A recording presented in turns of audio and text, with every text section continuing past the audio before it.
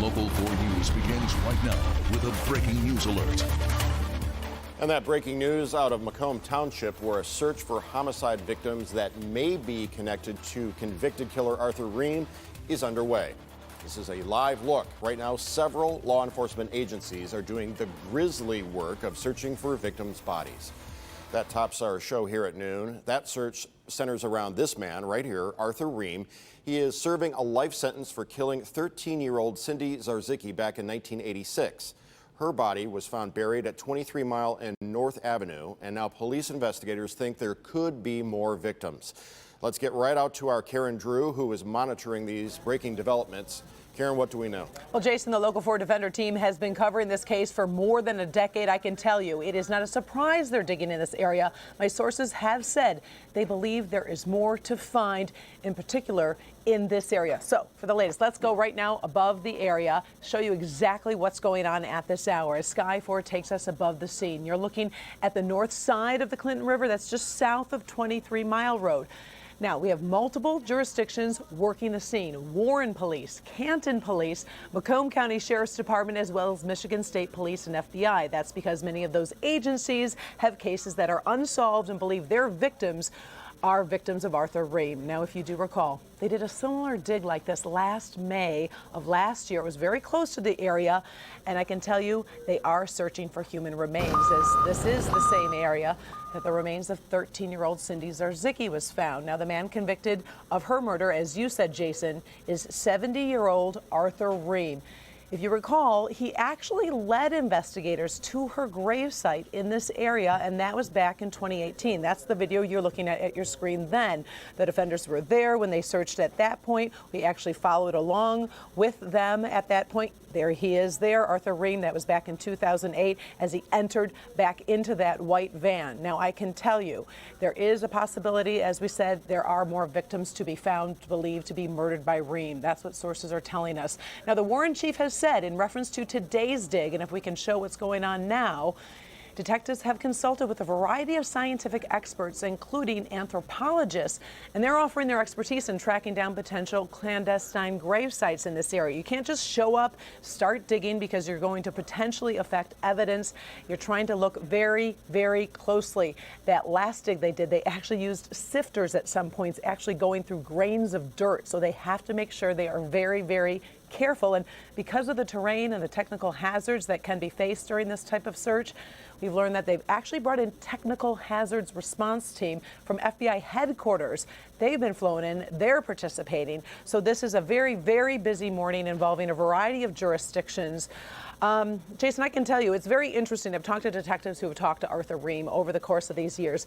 He's a manipulator. He likes to give tidbits of information and make you feel like you're going in one direction, but you have to check out every different scene. They've also had interest in Osceola County, Gladwin County in the past. So this is an ongoing story. Hopefully we'll find out some more answers. They will be updating us, and we do have crews on the scene and on the air, but that is the very latest at this point. We'll send it back to you, Jason. All right, thank you very much, Karen. Former Ferndale Mayor David Coulter will be sworn in as Oakland County's 4th county executive today by Chief Oakland County Circuit Court Judge Shalina Kumar. Here are live pictures of the courtroom where this is just now getting underway. The Oakland County Board of Commissioners appointed Coulter Friday to serve out the remainder of the late Oakland County Executive L. Brooks Patterson's term, which ends on December 31st, 2020.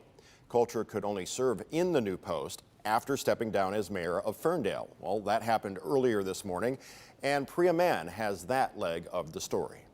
Dear Joe, it has been my honor to serve as mayor on behalf of the people of the city of Ferndale. After 9 years as the mayor of Ferndale, Dave Coulter officially handed in his resignation to city council. It's going to be tough. I love the people that I work with. I love this city, and it's going to be hard to leave. The special meeting was held at City Hall early Monday morning. Council will now decide who to appoint as the interim mayor. Coulter had to resign as mayor in order to accept the appointment of Oakland County executive. I offered a sincere offer to the Republicans that I want your voices, that there's no party has a monopoly on good ideas, and so I want to keep the lines of communication open with them. He was nominated by the Board of Commissioners last Friday. It was a controversial and bitterly contested vote that fell along party lines.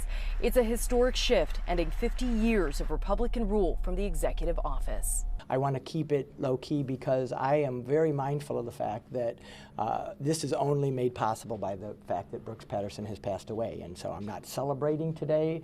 I just want to get to work and try to continue the business of Oakland County. And coming up later tonight, you'll hear from the soon-to-be executive about his goals moving forward. This term ends in December of 2020. Reporting from Pontiac, I'm Priya Mam, Local 4.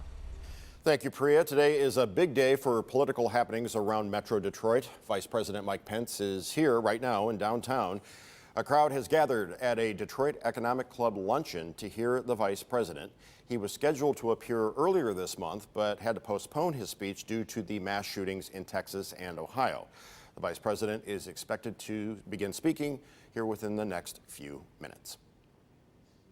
Well, coming up this afternoon at 4 p.m., we'll hear the latest in the verbal battle between Detroit Congresswoman Rashida Tlaib and President Trump. Tlaib will be in Minnesota with fellow Democratic member of Congress Ilhan Omar to address the latest developments in their efforts to visit Israel and the Palestinian territories. Israel blocked the visit at the request of President Trump, then said it would allow Representative Tlaib to visit her grandmother, and then she refused that offer.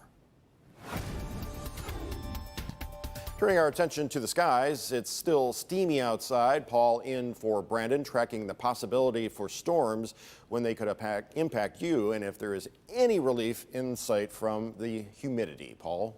Well, right now it's so far so good from a thunderstorm standpoint. We don't have any in the area, and temperatures have warmed up nicely. Most of us are near 80 degrees as we get to this noon hour. So that would be good enough, except that we have the humidity, and that's making it feel warmer than that. So it is kind of sticky out there, and if you don't like humidity, well, this is not your day. But you can see, now this is a cold front. We talked about this a few minutes ago. This is a cold front here, and you can see the cumulus clouds that have popped up ahead of it, but we're not seeing any bigger, brighter cumulus clouds. We're not seeing anything suggestive of a thunderstorm, and certainly nothing's on radar right now.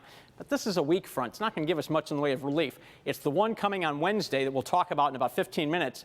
That's the one that you need to be looking for. But 85 the high, just a small chance for a scattered shower or thunderstorm, particularly to the south this afternoon. But better chances the next couple of days. We'll detail that as well. Straight ahead. Jason? Right now, 11,000 customers still waiting to have their power turned back on after last night's storms. DTE hopes to have everyone's power restored by this evening.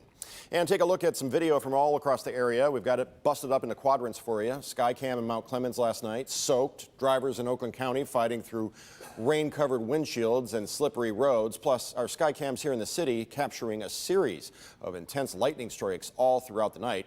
Meanwhile, NOAA satellite images show just how huge that storm system really was there in the bottom right. Meantime, a Rochester Hills fire crews trying to determine if weather played a role in sparking an apartment fire that started last night at the Pine Ridge Apartments on M59 near Auburn. Fire started in an attic. We are told 8 units were damaged, but no one was hurt. And before we go to break, we continue to follow breaking news out of Macomb Township, where the FBI is working with state and local police in search of the area where the remains of murder victim Cindy Zarzicki were found. These are live pictures from Sky 4. Her convicted killer, Arthur Ream, buried her body near 23 Mile and North Avenue, and police are right now searching for more human remains. That's the breaking news. Local 4 will be updating you on this investigation as it continues. We'll be back.